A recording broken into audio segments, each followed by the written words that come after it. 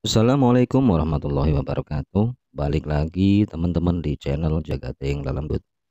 Apa kabar teman-teman semua? Semoga teman-teman semua yang setia mendengarkan cerita-cerita horor di channel Jagating Lelembut.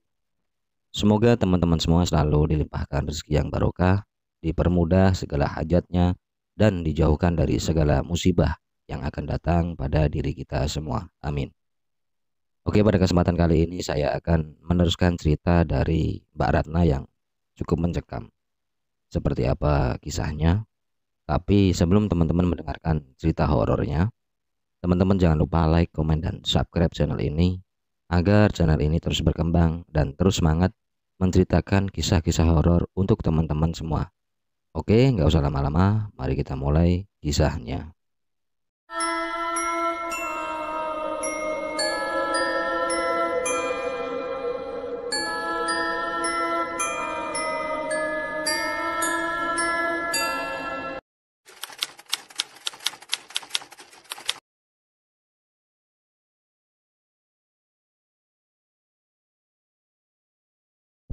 Salah satu teman Ratna tiba-tiba ada yang nyeletuk. Itu siapa sih yang mainin pintu di kamar mandi? Nah, gak lama mengucapkan seperti itu, tiba-tiba dari arah kamar mandi itu terdengar suara cewek yang lagi ketawa. Mendengar itu mereka semua menjerit ketakutan.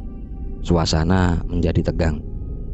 Ratna sendiri bingung harus berbuat apa, dan dia hanya bisa membaca doa yang dia hafal.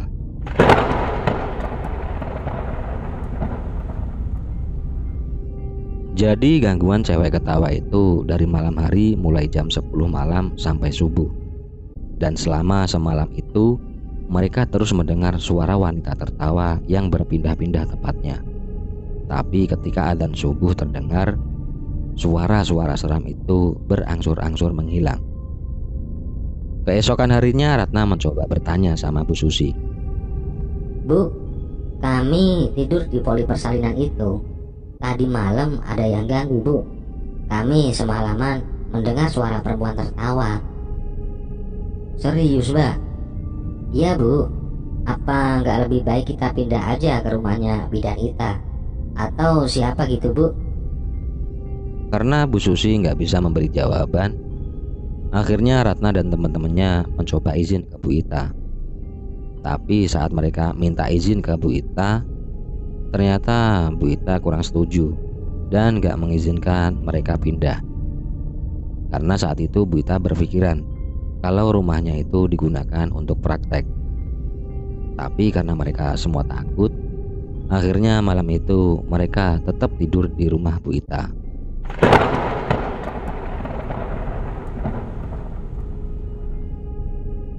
Malam keempat mereka kembali tidur di poli persalinan lagi.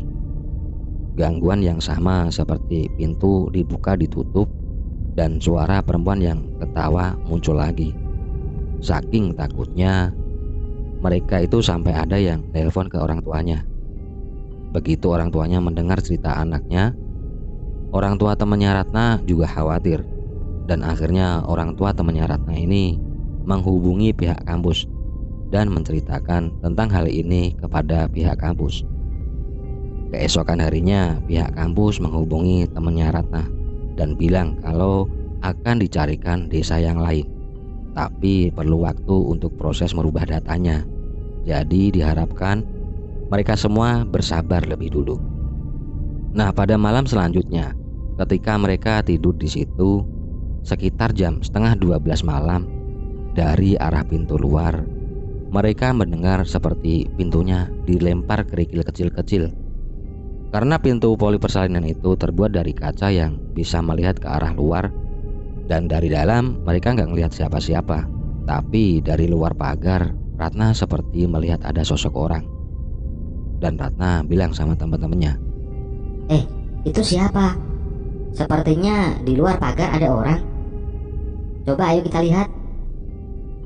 nah akhirnya mereka ramai-ramai keluar dari poli itu dan berjalan menuju ke arah pagar di depan.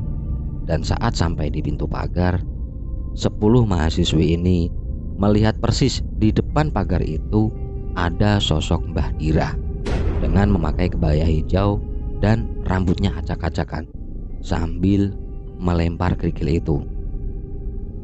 Karena takut, sontak mereka menjerit dan mereka lari menjauhi sosok Mbah Dirah. Dan mereka kembali masuk ke dalam poli persalinan itu. Dan semalaman itu juga suara Mbah Dirah melempari pintu kaca terus terdengar hingga mereka semua nggak bisa tidur sampai pagi. Nah, keesokan harinya mereka mulai nggak kuat dan telepon ke pihak kampus bahwa mereka setiap malam diganggu. Tapi jawaban dari pihak kampus tetap menyuruh mahasiswi untuk sabar dulu karena pihak kampus baru mencarikan desa yang lain. Karena Ratna masih penasaran dengan sosok Mbah Dirah, akhirnya Ratna dan teman-temannya pergi ke rumah Bu Susi lagi dan menanyakan hal ini lagi ke Bu Susi. Saat sampai, tanpa basa-basi, Ratna langsung nanya, "Bu, sebenarnya siapa sih Mbah Dirah itu?" Saat ditanya seperti itu, Bu Susi seperti menunjukkan wajah yang ketakutan dan dia menjawab, "Udah, gak usah dibahas nama Mbah Dirah. Karena warga sini sendiri itu takut kalau bahas namanya Mbah Dirah, Mbak. Warga sini gak berani, Mbak." "Tapi dia siapa, Bu? Kok tadi malam kita didatengin sama Mbah Dirah?" Tapi Bu Susi ini sepertinya tetap gak mau menceritakan hal ini. Dan akhirnya mereka pulang ke poli persalinan lagi. Saat mereka hendak kembali ke poli persalinan, mereka semua mampir ke warung bakso yang lokasinya gak jauh dari rumah Bu Susi. Nah, saat mereka makan bakso, salah satu temannya Ratna ada yang sempat tanya pada penjual bakso itu, "Pak, tahu tentang ceritanya Mbah Dirah nggak?" Loh, mbaknya kok tiba-tiba tanya seperti itu? Akhirnya diceritakan kronologisnya ketika Ratna datang di satu rumah yang ternyata itu adalah rumah Mbah Dirah. Bapak tukang bakso ini pun cerita,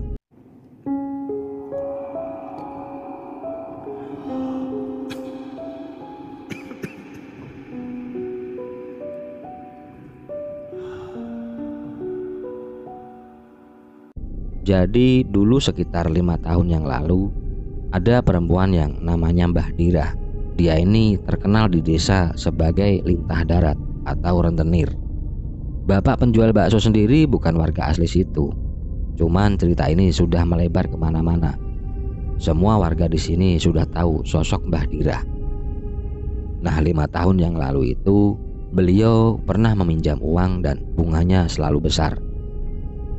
Ketika ada orang meminjam 1 juta, kembaliannya itu harus 1,5 juta. Kalau orang meminjam 2 juta, kembalinya harus 3 juta.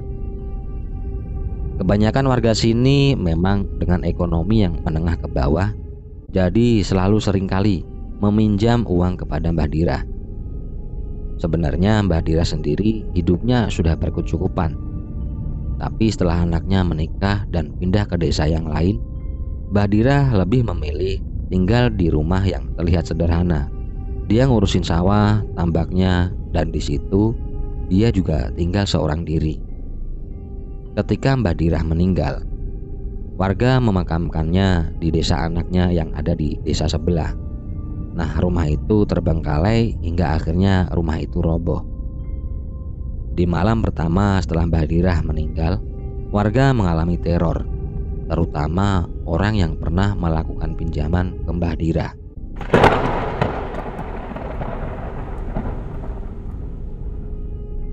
Di suatu malam, sebut saja namanya Bu Siti. Waktu itu Bu Siti tidur sangat nyenyak. Tapi tiba-tiba dari kakinya itu seperti ada yang mukul. Dan Bu Siti juga mendengar suara, "Ti, tangi, Ti." Begitu Bu Siti bangun, dia melihat sosok Mbah Dirah yang dengan rambut acak-acakan dan gigi yang merah. Sosok Mbah Dirah ini mengatakan, "Ti, balekno duitku. Ti, balekno duitku." Karena takut, Bu Siti pun membangunkan suaminya yang masih tidur di sampingnya. Begitu suaminya bangun, dilihatnya Bu Siti itu yang kayak kaget habis melihat sesuatu yang menakutkan. Dan suaminya karena khawatir pun tanya, Ngapain Bu? Ada apa? Pak, aku dilihatin Mbah Dirah loh Pak. Padahal Mbah Dirah kan sudah meninggal. Nah, sontak berita ini kemudian menyebar kemana-mana. Ada salah satu warga juga namanya Bu Asih. Bu Asih cerita ke Bu Siti. Bu Asih juga pernah punya pinjaman ke Mbah Dirah. Sebenarnya sudah dibayar lunas, tapi karena Mbah Dirah ini juga sudah tua dan sering kali lupa kalau sudah dilunasi, makanya sering kali nagih. Nah, di masa hidupnya, Mbah Dirah ini sering kali jahat ke anak-anak kecil. Ketika ada anak-anak kecil main bola di depan rumahnya, selalu Mbah Dirah ini keluar dari rumahnya dan memarahi anak-anak itu. Mbah Dirah sering marah-marah dan mengatakan sama anak-anak itu, "Sana pulang, pulang sana. Jangan pada main di sini. Sana pulang." Akhirnya anak-anak itu pun pergi karena takut sama Mbah Dirah. Itulah kenapa ketika ada Mbah Dirah lewat dan ketika ada anak-anak yang bermain itu, selalu anak-anak ini lari karena takut. Dan ketika sudah meninggal, di setiap malam itu sering Mbah Dirah muncul di jalan sambil marah-marah. Teror Mbah Dirah ini menyebar kemana-mana, terutama kepada orang-orang yang pernah punya pinjaman ke Mbah Dirah.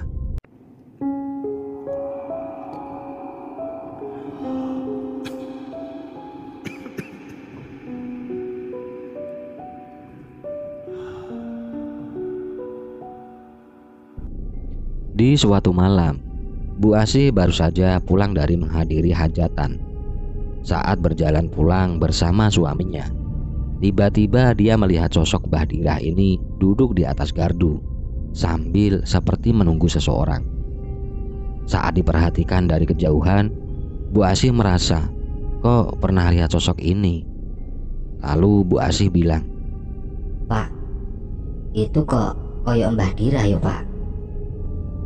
Suaminya sambil jalan pun menjawab, Wah, ngawur ae. Ngomong sing bener toh. ternyata ketika mereka berdua semakin dekat, itu benar-benar sosok Mbah Dirah. Akhirnya Mbah Dirah berdiri dan mendekati Bu Asih. Saat itu sosok Mbah Dirah bilang, "Asih, kembalikan uangku. Mana uangku, kembalikan." Akhirnya karena takut, Bu Asih dan suaminya lari. Dan suaminya Bu Asih ini melihat persis kalau sosok itu adalah Mbah Dirah. Nah, persoalan tentang Mbah Dirah yang menghantui warga ini menyebar kemana-mana. Akhirnya Yuli, Ratna, dan teman-temannya ketika mendapat cerita ini semakin ketakutan. Apalagi saat ini mereka belum bisa pulang, belum bisa keluar dari desa itu karena masih menunggu izin dari kampus. Kabarnya memang masih besok dia akan bisa keluar dari desa itu. Jadi ini adalah malam terakhir mereka tidur di poli persalinan itu.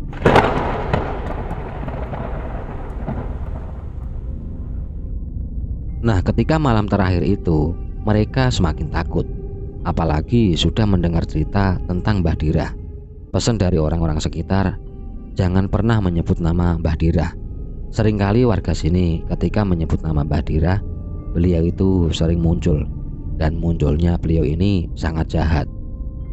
Seringkali dengan wajah yang menakutkan dan suara yang seraknya itu. Pada malam itu 10 mahasiswi ini ketakutan semua. Ditambah kondisi malam itu semakin mencekam. Dan lagi-lagi dari arah toilet ini seringkali ada suara sosok kuntilanak yang tertawa dan mainin pintu. Nah, di situasi tegang itu, teman-teman Ratna ada yang mencoba main HP supaya suasana nggak terlalu sepaneng atau serem. Tapi pada malam itu semua masih belum bisa tidur. Sekitar jam 12:30 malam, tiba-tiba ada ketukan pintu dari luar. Mendengar itu mereka semua langsung kaget dan suasana semakin tambah tegang. Tapi ada salah satu teman Ratna yang berani ngintip keluar. Dan setelah dilihat, Ternyata ada sosok Mbah Dirah di depan pintu sambil mukul-mukul pintu itu. Dan sosok Mbah Dirah saat memukul pintu itu sambil bilang, buka, buka, buka." Jadi temannya Ratna yang mencoba ngintip tadi langsung pingsan. Melihat temannya pingsan, Ratna semakin ketakutan dan teman-teman Ratna yang lain hanya bisa menangis. Di situasi yang semakin mencekam itu, di satu sisi di belakang toilet itu terdengar suara kuntilanak yang lagi ketawa semakin keras. Dan di luar sosok Mbah Dirah yang masih mukul-mukul pintu. Karena Ratna dan teman-temannya ini bingung, mau keluar untuk minta tolong nggak berani. Tapi kalau tetap nunggu di dalam, mereka diteror seperti itu. Akhirnya Ratna bilang sama teman-temannya, "Lebih baik kita pasrah saja teman-teman. Kita semua di sini cewek. Berdoa aja bareng-bareng ya. Semoga kita kuat." Jadi teror malam itu sampai jam 3 dini hari belum selesai. Tapi menjelang azan subuh, gangguan-gangguan ini berangsur-angsur menghilang lagi.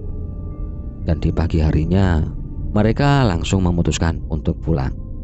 Tapi saat mereka berkemas, dosen pembimbing datang bersama orang tua wali, warga, dan lurah desa tersebut. Warga mulai bercerita karena berita tentang mahasiswa yang dihantui sosok Mbah Dirah muncul lagi. Padahal cerita ini sudah bertahun-tahun, hampir 5 tahun udah nggak pernah dibahas lagi. Dan Mbah Dirah tidak pernah muncul. Tapi ketika ada beberapa orang yang membicarakan nama Mbah Dirah, sosok ini pasti muncul lagi. Akhirnya beberapa warga termasuk kepala desa di situ cerita, memang dulu ada namanya Mbah Dirah di sini. Beliau itu seorang rentenir, sama persis seperti yang diceritakan oleh tukang bakso itu. Dan dulunya memang jahat. Selain jahat, beliau ini juga lintah darat. Dan semua warga yang pernah melakukan pinjaman ke beliau sudah pernah didatangi semua atau pernah diteror semua dengan situasi atau penampakan Mbah Dirah yang sangat marah. Ketika warga situ sudah selesai menceritakan Mbah Dirah, mahasiswi itu pun kembali balik ke kampus dan pulang ke rumah masing-masing. Tapi herannya, ketika sudah keluar dari desa itu, Ratna ini masih mengalami gangguan dari Mbah Dirah. Jadi sosok seperti Mbah Dirah ini datang ke rumah Ratna dengan penampilan yang menakutkan. Saat Ratna lagi nyenyak-nyenyaknya tidur, tiba-tiba Ratna mendengar suara nenek-nenek yang memanggil-manggil namanya Ratna. "Nak, nak, bangun nak." Ratna pun membuka matanya. Nah, saat Ratna membuka mata, tepat di hadapannya sosok Mbah Dirah sedang duduk di atas kursi riasnya Ratna. Sontak Ratna langsung lari dan keluar dari kamarnya. Lalu dia membangunkan ayahnya yang sudah tidur juga. Setelah ayahnya bangun, Ratna langsung cerita kalau sosok Mbah Dirah masih ngikutin dia sampai di rumah ini. Mendengar cerita dari Ratna, ayahnya menyuruh dia tidur di kamar ayahnya dan ibunya. Di pagi harinya, Ratna dibawa ayahnya ke rumah Romo atau guru spiritual ayahnya.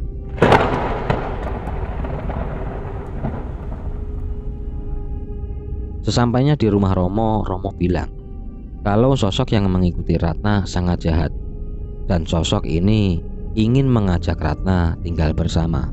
Setelah menjelaskan seperti itu, Romo langsung membaca doa dan ditiupkan ke dalam gelas. Setelah itu Ratna disuruh meminumnya. Sepulang dari rumah Romo, alhamdulillah Ratna di malam harinya sudah tidak mendapat gangguan lagi. Dan sampai sekarang kehidupan Ratna kembali normal lagi dan selesai. Mungkin cukup sampai di sini dulu cerita dari Mbak Ratna. Gimana, serem kan? Tulis penilaian teman-teman di kolom komentar ya. Dan sebelum mengakhiri video ini, buat teman-teman yang belum subscribe di channel ini, jangan lupa subscribe dulu ya, agar teman-teman tidak ketinggalan cerita-cerita horor selanjutnya. Oke, cukup sekian dulu cerita horor kali ini. Salam sehat, salam horor, salam jaga tinggal lembut. Assalamualaikum warahmatullahi wabarakatuh.